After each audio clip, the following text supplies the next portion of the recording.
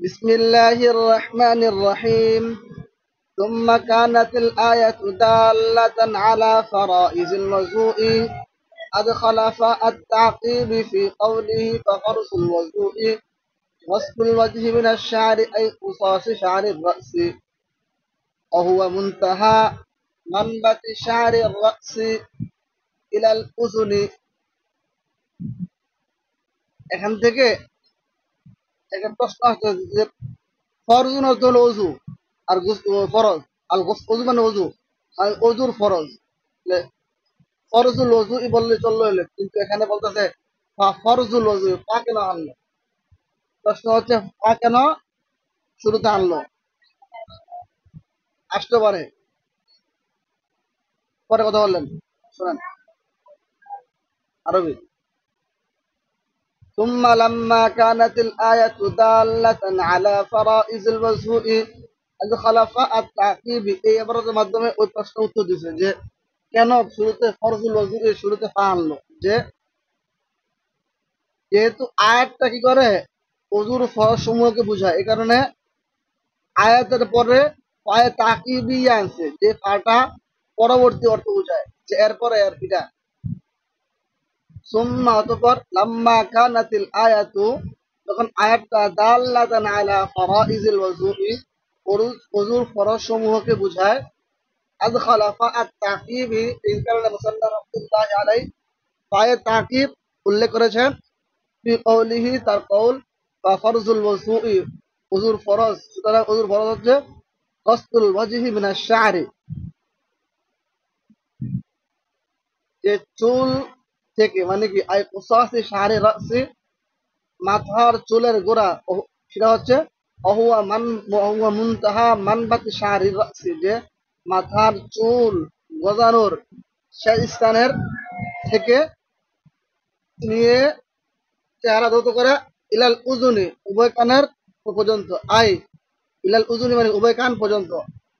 এখন প্রশ্ন হচ্ছে কান এবং চিপের মধ্যবর্তী যে স্থানটা আছে এটা কি ধোয়ার অন্তর্ভুক্ত কি না, এটা নিয়ে দুইটা মাযহাব আছে। একটা হচ্ছে ইমাম আবু হানিফা মুহাম্মদ রাহমাতুল্লাহ আলাইহির, আরেকটা হচ্ছে শামসুল আইম্মা আল হালওয়াই।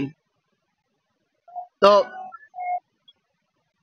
চিপ এবং কানের মধ্যবর্তী স্থান দ্রুত করতে হবে কিনা এটা নিয়ে ইমাম আবু হানিফা এবং ইমাম মুহাম্মদ রাহমাতুল্লাহ আলাইহি বলেন যে ধৌত করতে হবে, আর শামসুল আইম্মা আল হালওয়াই বলেন যে এখানে পুরা পানি দ্বারা ধৌত করতে হবে না, বরং কি এই স্থানটা পানি দিয়ে ভিজাইলে চলবে। ভিজাইলে মানে একটু আর্দ্রতা লাগাইলে কি করবে, চলবে।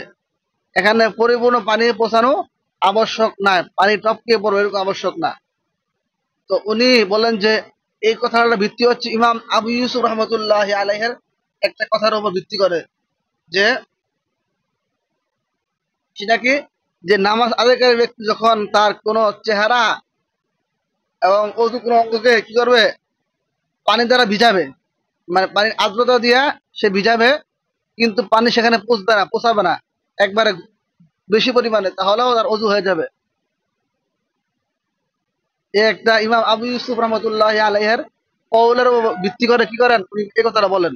আসেন, ফায়াকুনু মা বাইনাল ইজারি ওয়াল উযুনি, সুতরাং কান এবং লতির আর চিপের মধ্যবর্তী স্থানটা দাখিলান ফিল ওয়াজহি চেহারার অন্তর্ভুক্ত, কামা হুয়া মাযহাবু আবি হানিফা ওয়া মুহাম্মাদিন, যেমনটা ইমাম আবু হানিফা এবং মুহাম্মদ রাহমাতুল্লাহি আলাইহির মাযহাব। ফায়ুফরাজু গাসলুহু, সুতরাং এই স্থানটা ধৌত করা ফরজ। ওয়া আলাইহি আকতারু মাশাইখিনা, এটাই আমাদের অধিকাংশ মাশায়েখদেরকে মতামত।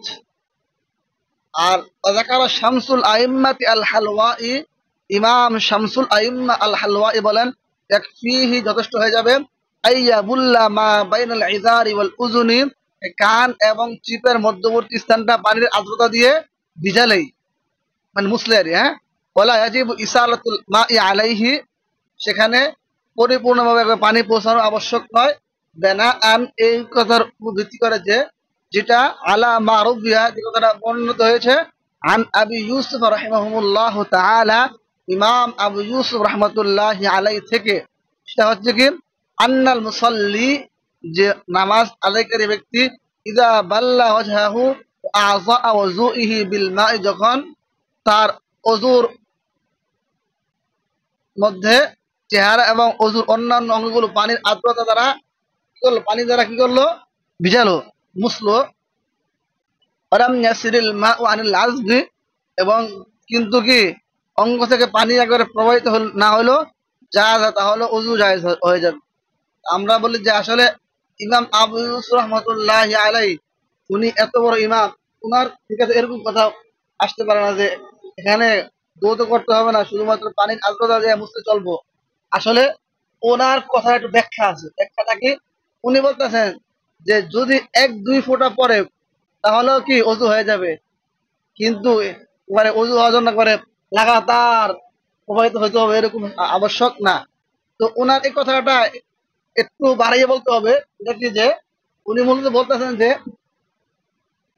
অঙ্গ ধৌত করার পরে 1-2 ফোঁটা কি টপ পাইলে চলবে, একবারে ধারাবাহিক টপ পাইলে টপ করা আবশ্যক না।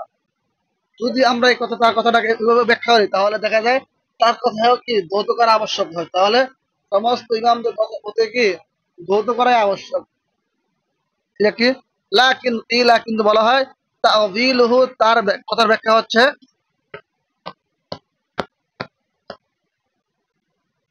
আন্নাহু সালা মিনাল আজদি কাতরাতান আও কাতরাতান, যে অঙ্গ থেকে 1-2 ফোঁটা টপকাবে, আলাম নাতাদারাক, কিন্তু কি একবারে লাগাতার টপকানো আবশ্যক না ওনার মধ্যে, কিন্তু ওনার মধ্যে কি প্রবাহিত হইতে হবে, 1 ফোঁটা হইলেও প্রবাহিত হইতে হবে।